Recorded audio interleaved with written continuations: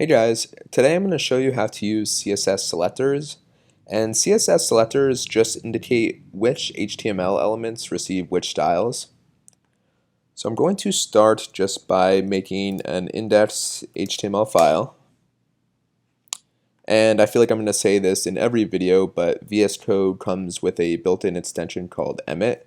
So you can just write an exclamation point and hit enter, and it will give you the layout for an HTML file. I'm going to add in my style tags for CSS, and I'm going to start with a div with an ID of main, and again emit allows you to just write hashtag main and it will give you a div with an ID of main, and I'm just going to write main in here.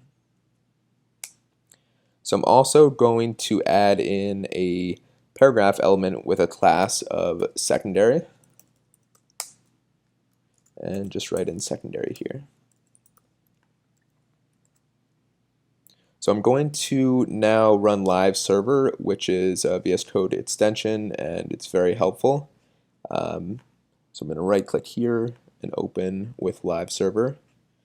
And so live server just outputs your HTML files onto the browser. So you can see that our code is here, and if we change something and hit save, it automatically updates, so that's really nice.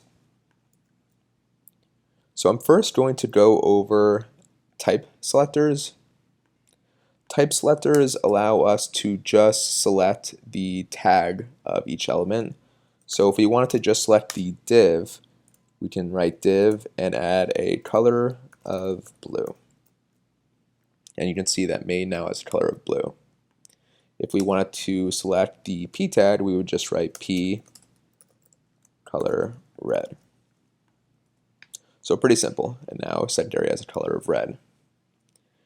We can actually use a comma to select multiple elements at once. So if we write div comma p, and we wanted both elements to have the color of blue, we save, and now we see that both elements now have a color of blue. So I don't really use this next selector that much, but there is something called the universal selector, which is just a star, and this is going to select every element in your HTML. So if we use the universal selector, and let's just say text decoration, and we'll do underline. You can see now that both of our elements have the underline. So next, let's look into class and ID selectors. So these aren't too bad. To select an element by its ID, all you would do is write hashtag and then the ID name. So right now we're selecting main. And we can give main, let's give it a background color of pink. And you can now see that our main ID has a background color of pink. Classes, it's pretty similar. You just use a dot. So let's say dot secondary, and we'll give it a background color of blue.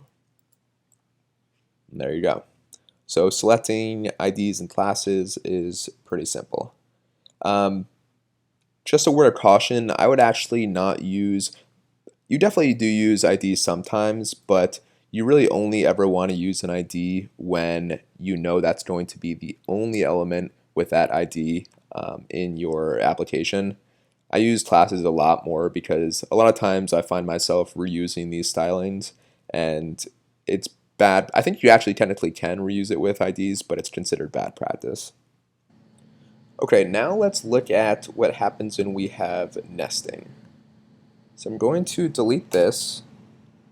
I'm going to put in a div with a class of main, and I'm going to nest a p tag, and we'll write in nested.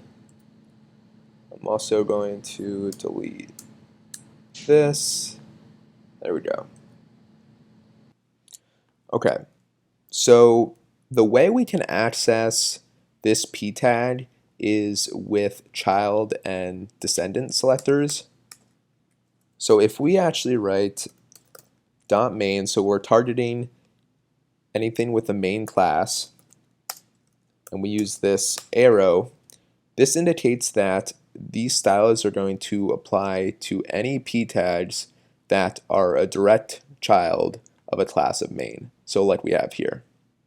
So let's give it a font weight of bold. You can see that nested is now bold. If we had added one more nesting here,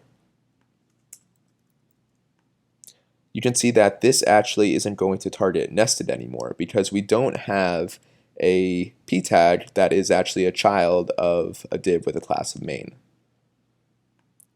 In order to select this p tag right now, we can actually just use this descendant selector, which is just a space. So this is saying that any p tag that is the descendant of something with a class of main is going to receive font weight bold. So when I save this, you'll see that now this p tag is selected. So the next type of selectors that we're going to go over are what are known as sibling selectors. I'm actually going to get rid of this, and I'm going to add in a p tag with a class of A. And let's call this sibling. I'm just going to copy this over a few times, and for the rest of these, I'm going to give them all of the class of B. So all of these p tags are what are known as siblings, and this is because they have the same level of nesting. All of them are children to this div with a class of main. I'm actually going to get rid of that. So the first type of sibling selector that we're going to go over is what's called a general sibling selector.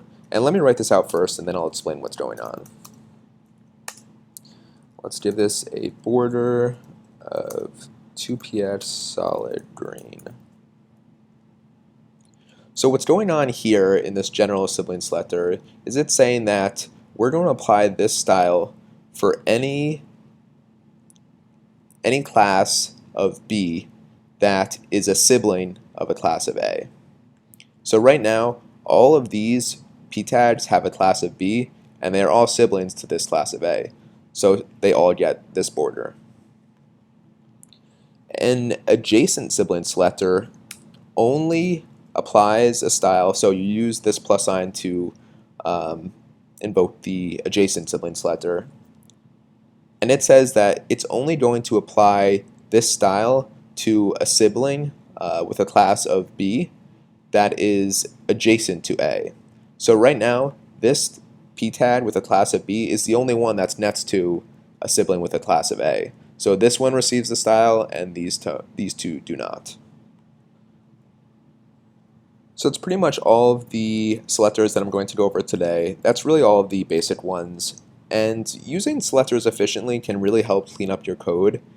If you really want, you can get by just by giving every element, its own class and ID, and it will work, but your code will get messy fast, and that's not really considered best practice. There's one more topic I want to touch on real fast, and it's this idea of specificity. And specificity pretty much just says what rule is going to win out for styling your elements. So for example, let's say we had a type selector of P, and we're going to give all p tags the color blue. But we also say that we want anything with a class of B to have the color of red. Specificity determines which of these rules wins out.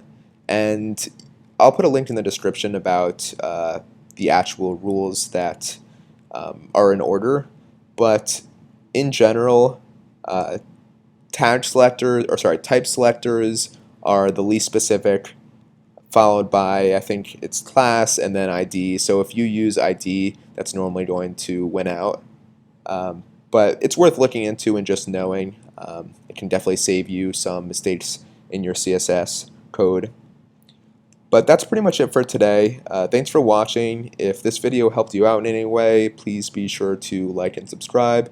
Let me know if you have any questions with the comments, and I will see you guys next week.